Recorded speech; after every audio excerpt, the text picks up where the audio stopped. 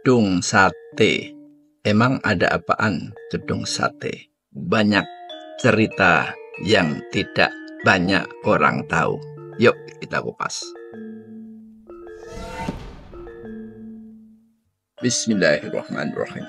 Ada gaya arsitektur Renaissance Italia, ada gaya arsitektur Georgian Inggris, ada gaya arsitektur Moor Spanyol, ada gaya arsitektur tropis Indonesia, ada gaya arsitektur kolonial Inggris, dan ada gaya arsitektur Bali berbentuk stupa, dan mungkin masih banyak yang lainnya. Semuanya bersatu padu dan membentuk sebuah bangunan yang ikonik yang disebut sebagai Gedung Sate Bandung. Jadi ini adalah bangunan ikonik yang dibangun di atas lahan 2,7 hektar, cukup luas lahan yang menyediakan bangunan tersebut, dan gedung ini dibangun pada tahun 1920, masa penjajahan Belanda, dan selesai dalam kurun waktu 4 tahun. Gedung ini diperuntukkan sebagai gedung pemerintahan Belanda di Indonesia tadinya, karena gedung pemerintahan Hindia Belanda di Mester di Batavia rencananya dianggap sudah tidak layak dan perlu dikembangkan untuk pindah ke Bandung. Namun rencana tersebut tidak jadi terlaksana, namun gedung sudah jadi, sehingga berbagai penggunaan gedung tersebut antara lain pernah menjadi Departemen PU, Pekerjaan Umum pada masa Belanda. Saat ini gedung tersebut menjadi gedung Pemprov Bandung, Jawa Barat ya. Gedung ini memang sangat ikonik. Dia ada di satu lahan dan lokasi yang sangat ideal. Rupanya pada waktu itu Belanda membuat tata kota, membuat pertamanan dan lain sebagainya sangat ideal, sehingga setelah berlangsung 1 abad, ya 100 tahun setelah gedung tersebut berdiri, kiri kanannya masih bebas dari gangguan fasad jarak pandang dengan gedung-gedung lain. Jadi Gedung Sate masih menjadi ikon secara fisik dan ikon secara penglihatan. Jadi kalau kita ke Bandung dari jauh sudah kelihatan Gedung Satenya, dan ketinggiannya pun juga tidak diganggu oleh bangunan-bangunan lain yang bertumbuh sebagaimana tumbuhnya modernitas kota Bandung setelah masa kemerdekaan. Karena banyak gedung-gedung hotel-hotel kan di daerah Asia Afrika, ada gedung Savoy, Homan, dan lain sebagainya. Itu gedung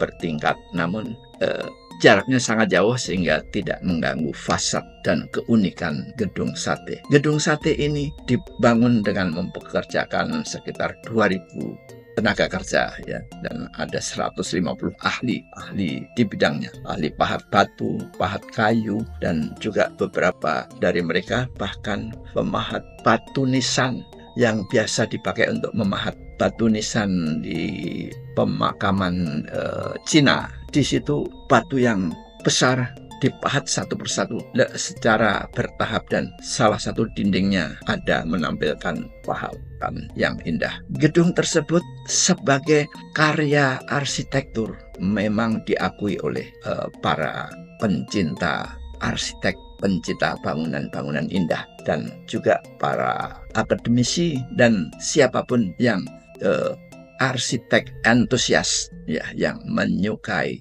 bangunan-bangunan yang menarik sesuai dengan stylenya. Jadi gedung ini dirancang oleh beberapa arsitek Belanda, yaitu diketuai oleh Floor, kemudian ada J. Gerber, ada Hendrik, dan beberapa tim lainnya, dan mereka hasil karyanya itu betul-betul indah dan diakui hingga kurun waktu setelah 1 abad lewat. Dan kita sebagai warga yang melihat gedung ini tentunya tidak ingin melewati begitu saja. Dan memang betul gedung ini sebagian wilayahnya dipulihkan, diperuntukkan untuk kita warga untuk berwisata ke dalamnya. Bisa naik ke atas, ada kafe kopi di atas, dan juga ada beberapa gambar-gambar atau video-video indah yang menggambarkan berbagai macam pemandangan di sekitarnya, dan itu menjadi objek wisata yang menarik. Jadi siapapun yang mau ke Bandung silahkan saja datang dan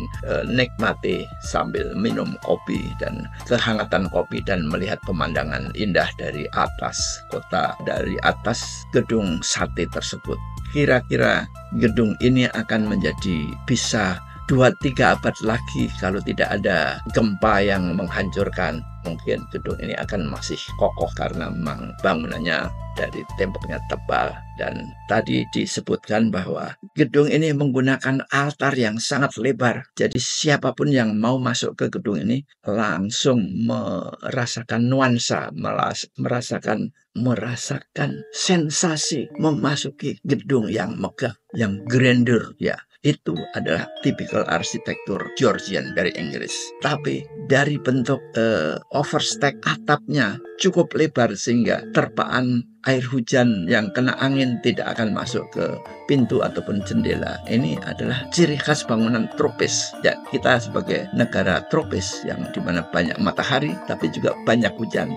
Jadi pada saat panas pun kita masih bisa berteduh di emperannya, tapi pada saat hujan kita masih bisa berteduh di emperannya juga. Itu ciri khas bangunan tropis adalah seperti itu, dan itu tampak dari kejauhan sudah sangat kentara sekali, dan pilar-pilarnya yang besar-besar itu melambangkan bangunan-bangunan arsitektur Renaissance, sedangkan jendelanya yang berbentuk lengkung-lengkung dari kejauhan nampak simetris kiri dan kanan jumlahnya sama. Ini adalah ciri khas bangunan mur dari Spanyol dan dipandu dikombinasikan dengan Georgian.